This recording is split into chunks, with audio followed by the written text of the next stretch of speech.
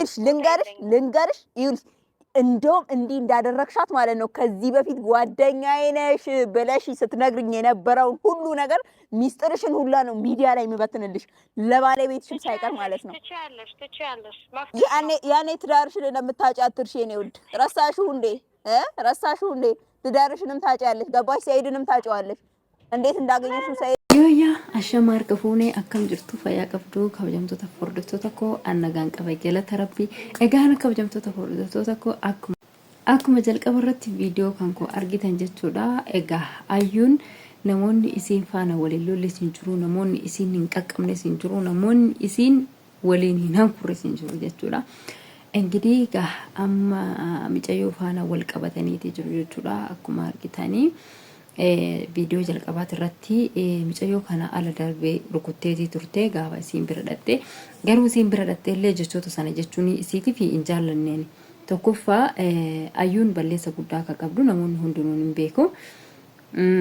Akkasuma immoo Sumayyaan iddoo kanarratti balleessi isiin qabdu maali yoo jenne kan Sumayyaa kan meeshaa gurgurtee osoo wanna takka irraa hin hubatin baate suni balleessa isiiti jenneen fudhanna. haa ta'u malee immoo osoo waa tokko hin rakkatin waan kana hin goone jiru. Mucaan kun rakkinni osuma jiruudha. Osoo rakkinni jiraachuu baate Sayidoon amma kana ishee duukaa asii fachiin fiiguu ture jechuudha. Hundumti keenya hin beekna.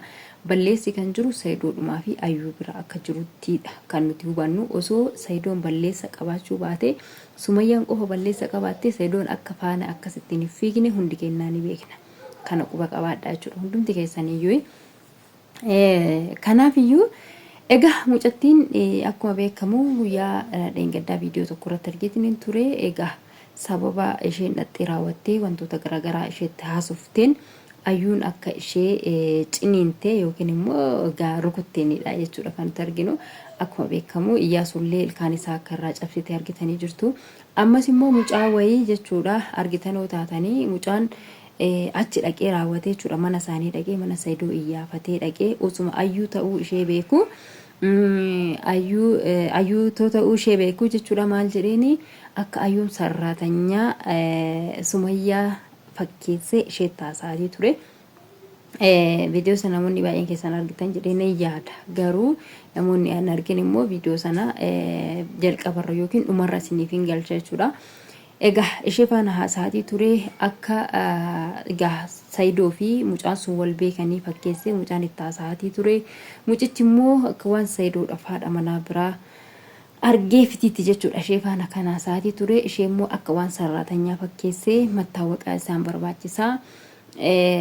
Mazagaajadhaa mattaawaqaan barbaadamee isaan lamaan jechuudha waliif tafaraaramuudha. Mazagaajatti waliif harramuu ture innaa wal fuudhanii mazagaajatti barbaachisee inni suuraa isaa tokko qofa naa kennee deemee akka carraa ta'ee suurumti sunuyyuu immoo silaallee irraan dhiqsiisaa ture na jalaa badee sababa kana ta'eefuu suuraa isaa tokko fuudhitii naaf kenni yoo inni mana jiraate immoo isuma natti dubbisiise yoo inni jiraachuu baate suuraan isaa yoo mana jiraate suura tokko naaf kenni jedhanii akka waan sarraatanyaa fakkeesseetti dubbataati ture jechuudha.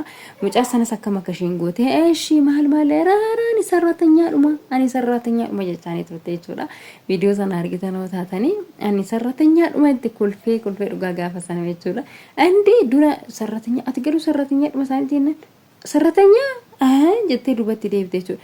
Achiin gaafa intala bareedduu takka Sayidoon minamne akkasittiin Hararitti maalitti wal argine minamna gaafa inni jedhuuni Eekin anoo sarraatanyaadhuma indoomu Yamaniin wajjiniin as dhufe ani sarraatanyaa dheetteen jechuudha.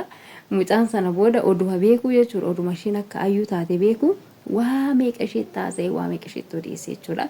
Ishee ilaaluudhaaf jedhee waa meeqa jechaanii ture.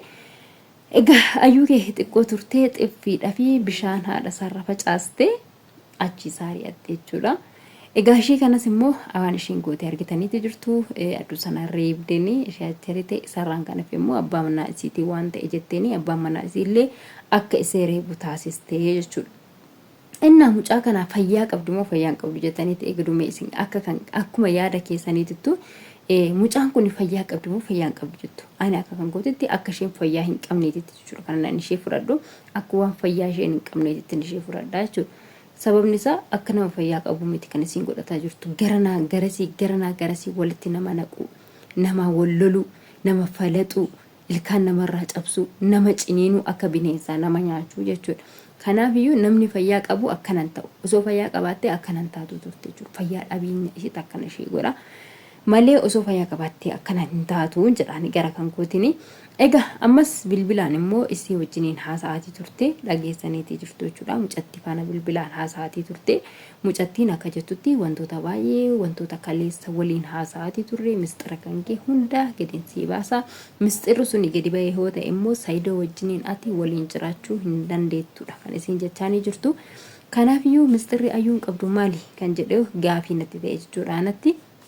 Mistirri ishii Saayidoo wajjin ishee jiraachisuu dhoowwu kuni mistirri gaafa gadi bahee Saayidoo wajjin akka isheen hin jiraanne ishee taasisu kuni mistira maaliti? Ayyuun kaleessa abbaa manaa biraa qabdi yookiin immoo hiriyaa biraa qabdi. Akkuma beekamu Saayidoon durbummaa ishee anatu fudhatu jechaati kan inni ture. Kanatti aansee immoo isheen illee gaafa guyyaa dhangataa lolan durbummaa kunaa deebisiinidha jechuudha kan isheen jechaanii turte. Mistirriin ishiin immoo amma egaa mucattiin tuni gaafa mistira kee kana gadi baasee Saayidoon iyyuu si faana hin jiraatu Saayidoo wajjin gargar baata jetteeti jechuudha kan isheen dubbataanii turte. Mistirri Saayidoo fi ishee gargar baasu kun immoo erga Saayidoo faana walitti heerumtee dhiira biraa faana jiraataa turte immoo ayyuuni wannummaanumti mistira guddaa ta'ee Saayidoo wajjin ishee gargar baasu kun maal akka ta'e gaafii guddaa natti ta'ee jechuudhaan hanga mistirri suni bahee raawwadhee mistira sana dhaga'uttuyyuu ani ariifadhe isa dhugaa dubbachuudhaaf yoo ta'e hedduu ariifadheen jira jechuudha. Maaliifin mistirichi Saayidoo faana gargar ishee baasu kun maali kan jedhu baay'ee gaafii natti ta'e hanga mistira suni bahutti immoo garaan kos nan taa'u rafee simbulu isuma dhugaa dubbachuudhaaf. Akkasii egaa obboleettiin atis mistira kana baasuudhaaf kan ariifatte kuni mistirichi kuni maal akka ta'e gadi hin baasta yoo taate hin baasta yoo taate immoo achumatti nurraa dhiisi malee mistira jettee nus garaa nu balleessini. Ishiirree immoo jireenya isiitii fi daangaa ittiin ta'inii siin jedha. Egaa namoonni baay'een keenya ayyuu hin jaallannaa turre maaliifin waan fedhillee taatu dhiiga keenya waan taateef ni jaallannaa turre garuu gocha isheen gootuu fi jecha isheetiif ishee jibbinee malee nama ta'uu isheetiif nama kamiyyuu nama ta'uu isaatiif hin jaallatta jechuudha. Garuu immoo gocha isaatii fi jechi isaa garaa si kutuu danda'a, si aarsuu danda'a. Jecha isaaf gocha isaa irraa jibbuu dandeessa jechuudha.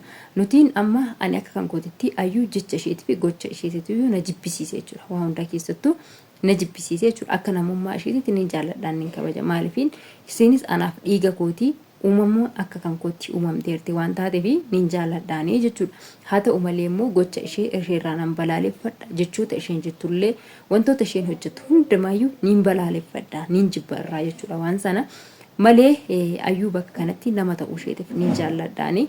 Sababa kana ta'eefuu wannummaa numti ati eegaa ayyuu kana mistira kan keessiifan baasaa akka hiriyaa keetitti nafaana teessee na haasa'aa turtee mistira kee ati kaleessa nafaana haasa'aa turte sana har'a sirraan baasaa gadiin sii baasaa yoon gadillee sii baasee Saayidoo faana jiraachuu hin dandeettu Saayidoon si hiikaa jettee wanta ati dubbachaa turte suni maalidha?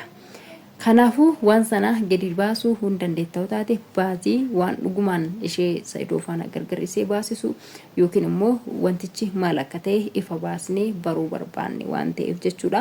Maaliifin nus gaafii nuti ta'a Saayidoodhaafis wanti kun gaafii guddaa isatti ta'a jechuudha. Wanti ayyuun anarratti raawwatte kuni maali?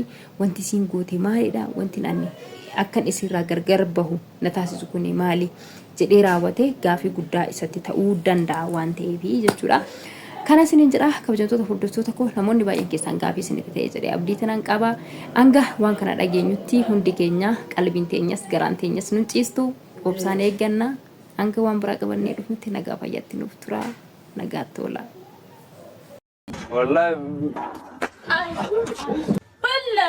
والله هاي مالتها تمجاري مرات ثلاثي